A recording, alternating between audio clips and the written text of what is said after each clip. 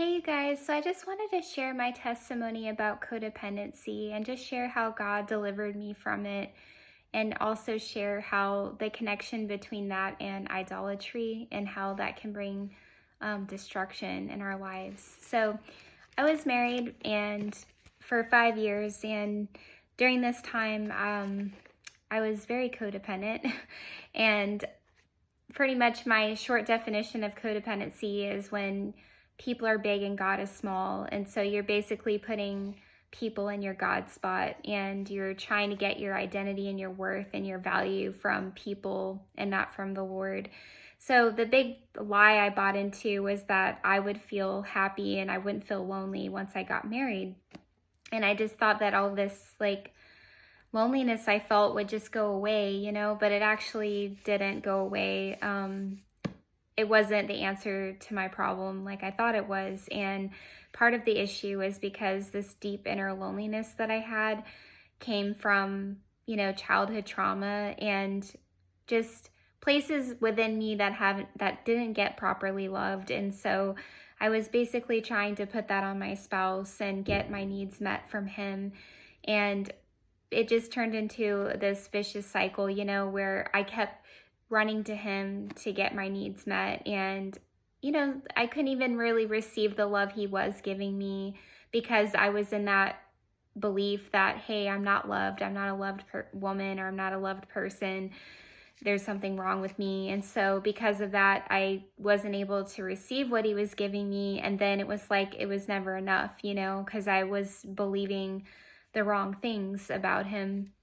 So just to encourage somebody out there that may be struggling with something similar, codependency can be very, very insidious because, on one hand, we are supposed to very cherish and value our relationships, but we're never supposed to put people in this unhealthy place before God. And that's basically what I was doing. If I knew my identity in God, I wouldn't be, searching for it within my husband. And that's what I was trying to do. And then couldn't really give him what he needed either because I was still in this broken place. And of course, I reaped the harvest of that destruction at the end, because we didn't work out. But I think just learning to experience that harvest was a good thing for me because it really brought me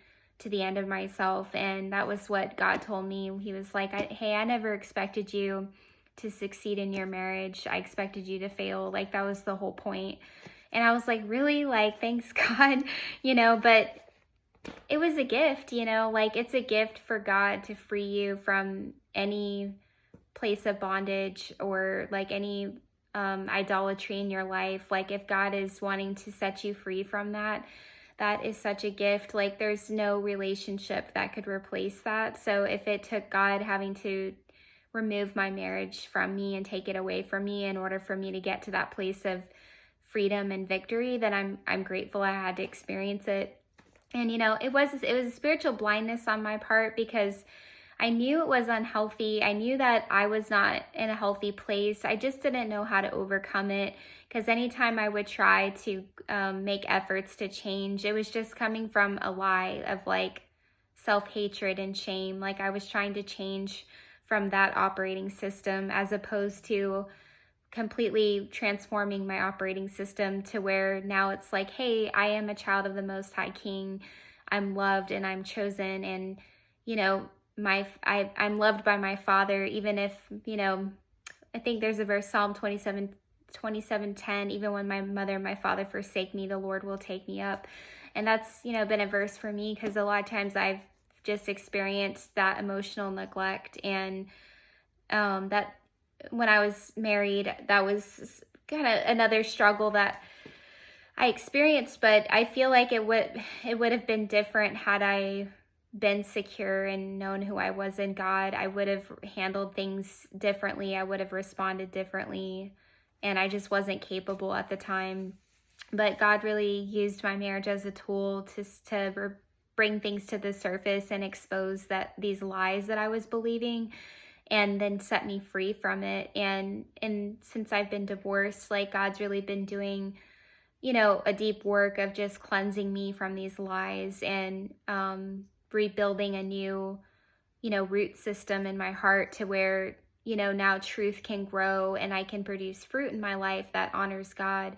And I can, live, like, operate in relationships in a way that's God honoring. And I'm able to actually love people as opposed to trying to kind of use people to get love.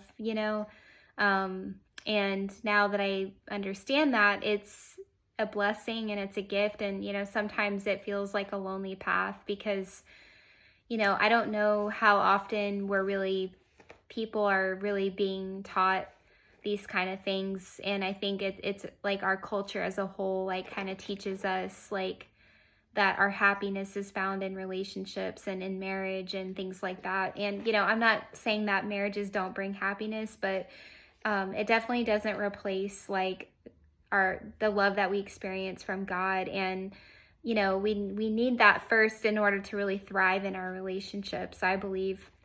And so I'm learning that. And, codependency is definitely a form of idolatry. It's idolizing people over God. And it's something that I'm continuing to learn about. And, because for so long, that was just the way that I was. Like, it was just the way, you don't realize something's not normal, when that's just always been your way of being and believing and stuff until God reveals it to you. And so that's what God did for me. Like, he appointed that season in my life to begin revealing truth to me. And it is very painful and it hurts, but that pain is a great thing because it's like God disciplining us and teaching us to go to him for our value and for our identity.